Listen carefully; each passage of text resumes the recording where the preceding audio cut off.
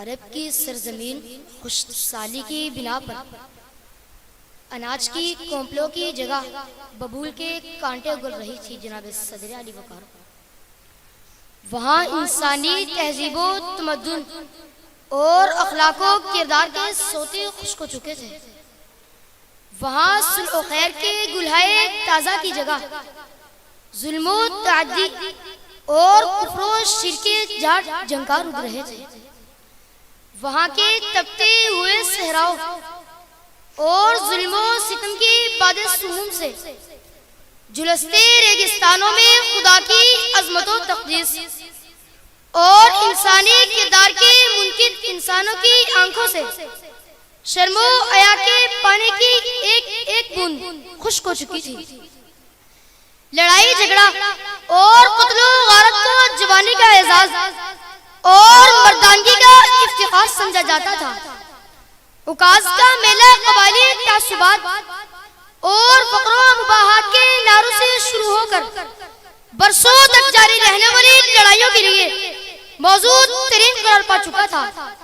معمولی باتوں پر تلواریں نیاموں سے باہر آ جاتی تھی اور پیاسے ریگستانوں کی پیاس بجھانے لگ جاتی تھی۔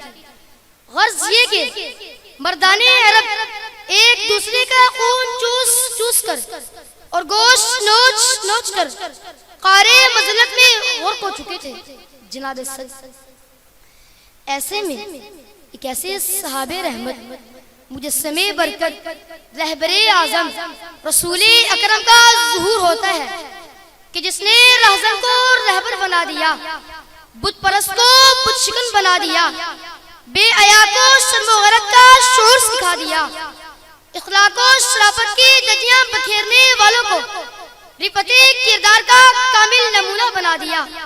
جی ہاں جناب صدر، کہ جس نے الفقر و فقری کہہ کر زمانے بھر کے غریبوں مسکینوں کو اپنی پناہ میں لے لیا، کہ جس نے ذروں کو اٹھایا اور صحرا کر دیا، غلاموں کو زمانے بھر کا مولا کر دیا، آدمیت کا غرض سما مہیا کر دیا۔